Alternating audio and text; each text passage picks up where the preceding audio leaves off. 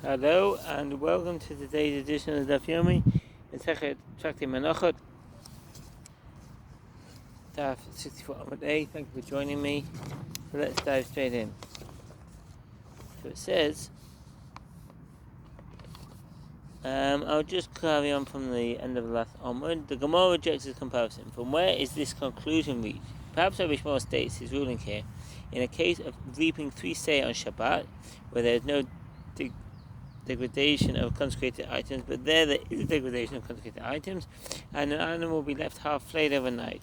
I could say to you that he holds in accordance with the opinion of the rabbis that the entire animal should be flayed. Alternatively, it is possible that Rabbi Shmuel son of Rabbi Yochanan ben Baroka states his ruling only there, in the case of the Paschal offering, where the requirements of the Most High, the temple service, have been fulfilled, and therefore there is no need to desecrate the Shabbat.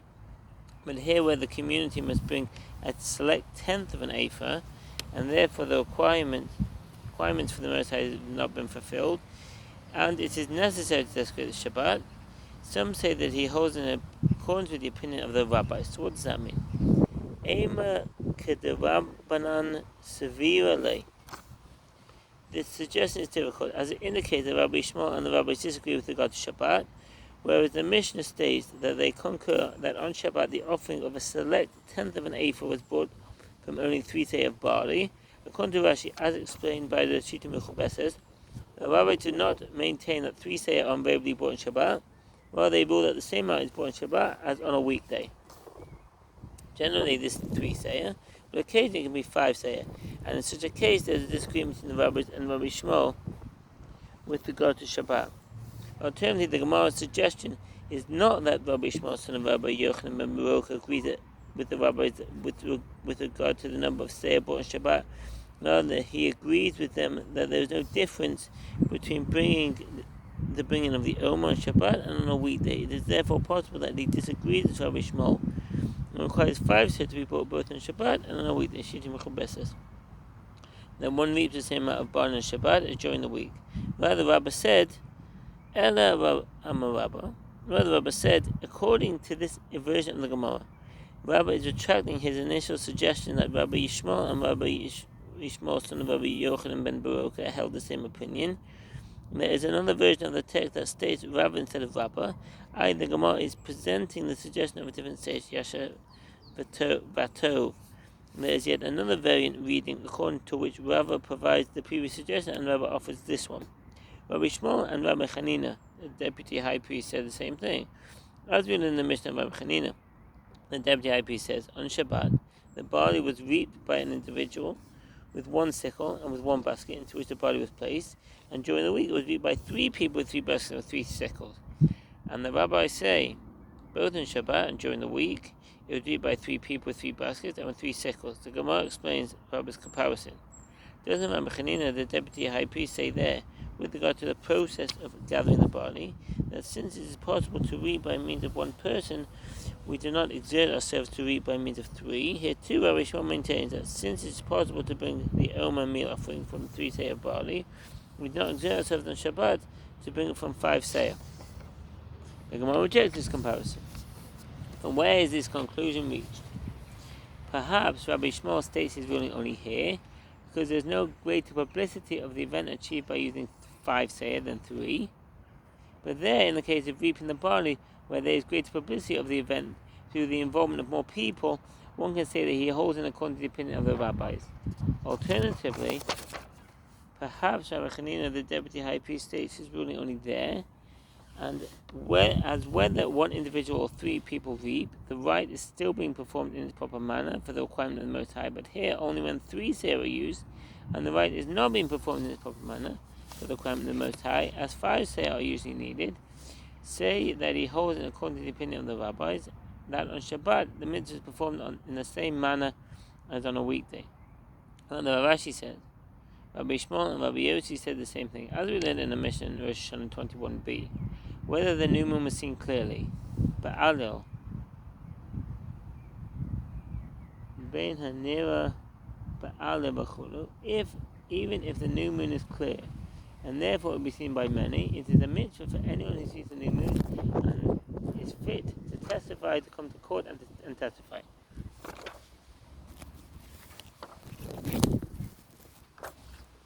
This is in accordance.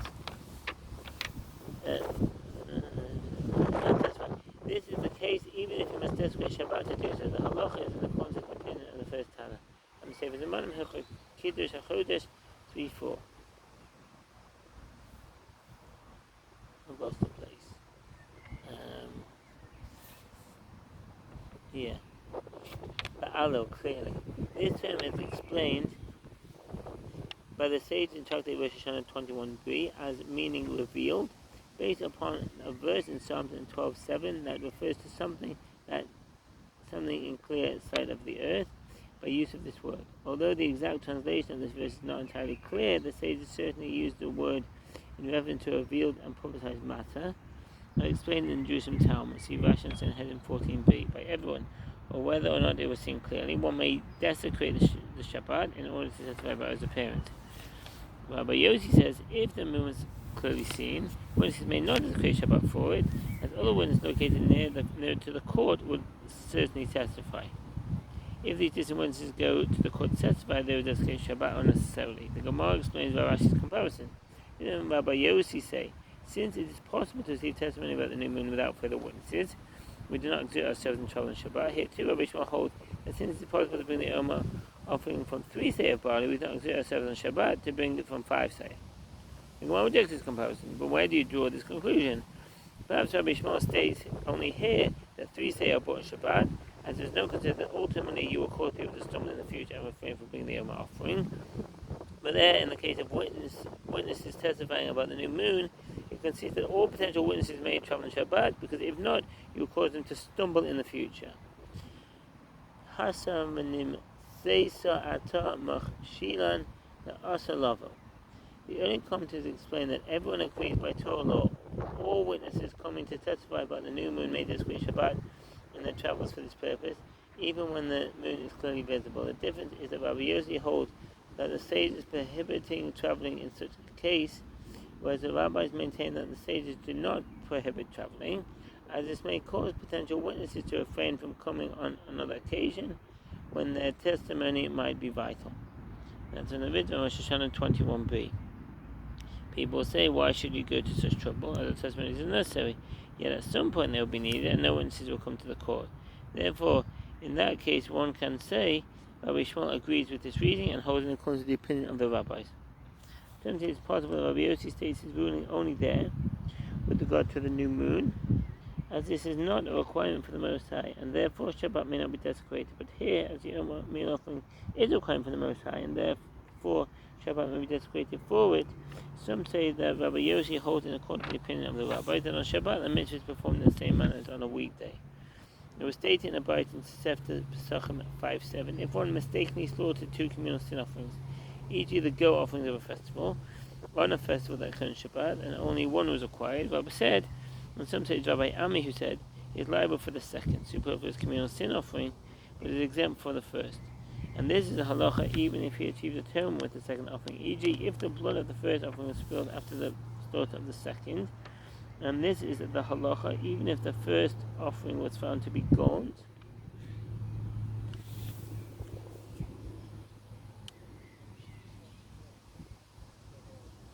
Don't see a footnote for that, okay? And thereby disqualified as an offering, which meant that there was only the second offering was fit. Last, and in the case where the first animal was found to be gaunt, did Rabbi really say this? Doesn't Rabbi say that if one had before him 2 communal sin offerings on Shabbat, one choice animal and one gaunt?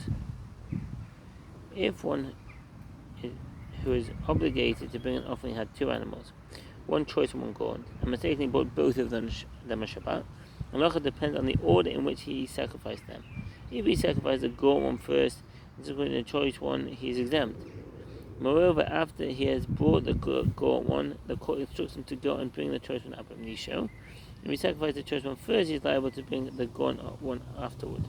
This ruling is in accordance with the opinion of Rabbah. According to the Gemara's second answer, that Rabbah holds that one follows the person's action, not his intention. Ram Sefer 2:15, and he slaughtered the choice one and then slaughtered the gaunt one. He is liable for the gaunt animal, as it should not have been slaughtered. But if he first slaughtered the gaunt one and subsequently slaughtered the choice animal, he's exempt for slaughtering the choice animal. And moreover, remember the court say to him, after he slaughtered the gone animal, bring the choice animal and slaughter it, up in Misho. She'omim lo heva shemena lechat chila shchut, although his act of slaughtering the choice animal caused the sin offering that was initially brought to be burnt, according to the halacha to qualify sacrifices. Nevertheless, if one can perform the mitzvah in the optimal manner, he need not be concerned about the loss of sacrificial meat, nor the desecration of Shabbat Kon Ora. If so, in a case where the first animal was found to be gone, he certainly should not be liable for slaughtering the second. The Gemara answers, if you wish, say, remove samay. This expression is used with regard to a case where there is an unreliable tradition that was received by the Amoraim, and this is not fully clear how it should be interpreted. It is an instruction to remove a phrase, and it will no longer be included in the corpus of rabbinic tradition. Each sage received different analogies of halachot, which he would review and transmit to others. Some prominent sages would reject a certain tradition as insufficiently trustworthy. The clause with regard to the gone animal from the first statement of Rabbah. In other words, Rabbah merely said that he is exempt for the slaughter of the first animal. He did not state a ruling about the second animal. And if you wish, say instead that the ruling that he is liable for the slaughter of the second animal was stated by Rabbi Ami, not Rabbah. Ravina said to Rashi, if the first offering is found to be gone, i.e. weakened in its intestines after it was slaughtered, what is a halacha? Do we follow his intention and hold him accountable? And this man who was unaware at the time of its slaughter that the first animal was gone, intended to transgress his Shabbat prohibition by slaughtering the second offering, but perhaps he follows actions and exempt him from liability, as the first offering had been disqualified when he brought the second. Ravasi said to Ravina, isn't this the same as a case subject to a disagreement between Rabbah and Rava? And in fact, both agree that in this case he is liable. As it was stated, if one heard that a child was drowning at sea, and he spread a net to raise fish, Matsuda laha alos dogim, net Matsuda to raise fish. The term Matsuda can denote several kinds of tools used by fishermen to catch fish. Some are designed as long, sturdy baskets to be used like traps. These are placed in seas or streams with a high concentration of fish, and the fisherman would check his traps periodically to monitor his catches. Other nets were spread over the water and held by the fishermen. After a time, they would be drawn in, along with the fish trapped inside. These nets were generally quite large, possibly large enough to trap a child in its netting, and they paid in care of traditional fish traps in 1899. And the result was that he raised only fish. He is liable to transgressing the prohibition of trapping. If he intended to raise fish, and he raised both fish and the child, the Rabbah says he's liable. His intention was to transgress a prohibition. And Rabbah says he's exempt, as his act saved a life and was therefore permitted on Shabbat. Gemara explains why everyone would agree that one is liable in the case of offering two offerings. And Rabbah deemed him exempt only there, since the one who spread the net heard that a child had fallen in, and therefore we say that his intention in spreading the net was also to save the child.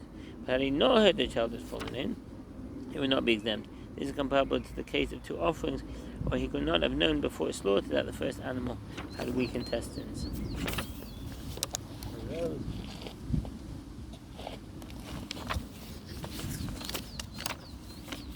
And there are those who say that Rav Ashi said to Ravina conclusively, this is subject to a disagreement between Rabbah and Rava. As it was stated, if one heard that a child was drowning at sea, if one heard that a child was drowning at sea, and he spread his net in order to lift him, but succeeded in only catching fish instead, he is exempt. But if he intended to catch fish and he caught both fish and the child, he is exempt even if he had not heard that a child had fallen in, as a result of his action was saving the child. According to the opinion of Rabbah, as was Rabbah's teacher.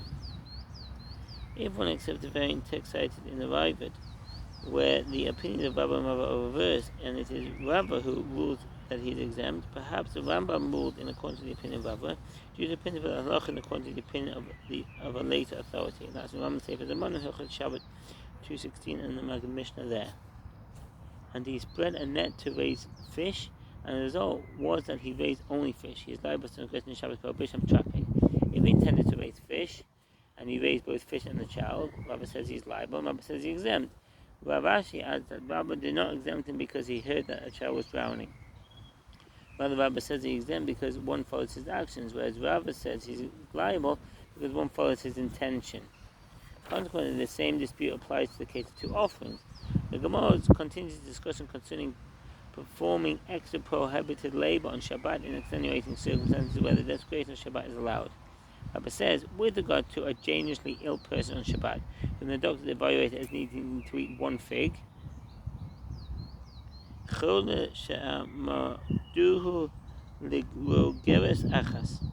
ill person whom the doctor evaluated as needing to eat one fig, in a case where a dangerously ill person was evaluated by doctors as needing a fig to be healed, and 10 men ran into desecrated Shabbat by each cutting and bringing him a fig, they are all exempt. This is because each thought he would be the first to bring the fig. The Shulchan Aruch concludes that not only are they exempt, they are awarded by heaven for their good intention. Even the ill person's health was restored earlier by eating the first fig. This ruling follows the opinion of Rabbah. I'm going to say for the man who Shabbat 2:7, Shulchan Aruch Chaim 28:15. Regained his health, and 10 men ran and each cut and brought 10 figs simultaneously, each one each. They are all exempt from liability for transgressing the prohibition of reaping on Shabbat. This applies even in a case where 10 come after the other, and even if the ill person has already recovered his health by eating the first fig. Rabba raised a dilemma. In the case of a dangerously ill person on Shabbat, whom doctors evaluated as needing to eat 2 figs,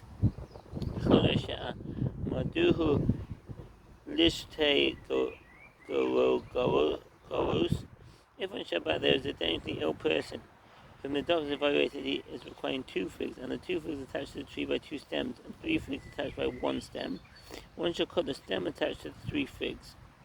Although the ill person needs only 2 figs, nevertheless one minimizes the desecration of Shabbat by cutting once rather than twice. This halacha is in accordance with the Gemara's resolution of his dilemma, and the Rambam says for the man who Shabbat 2:8 or Chaim 28:16 to gain his health, and there are 2 figs attached to the tree by 2 stems of katzin. Check in the Hebrew.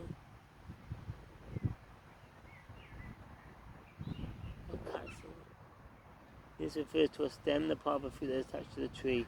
The term akot means to pick a fruit by detaching its stem from the tree. And there's a picture here of a cluster of figs attached to the stems by the stems of the tree. And another 3 figs attached to the tree by 1 stem. Which one of them do we bring? Do we bring 2 figs, as that is the amount that's fit for him, as this is the number of figs the ill person needs? Or perhaps we bring 3 figs, as although he requires only 2, this serves to limit the labor of reaping, and the 3 figs are attached to the tree by a single item. The Gemara insists it's obvious that we bring 3 figs. That's the end of the Omid. Thank you for listening, and all the best.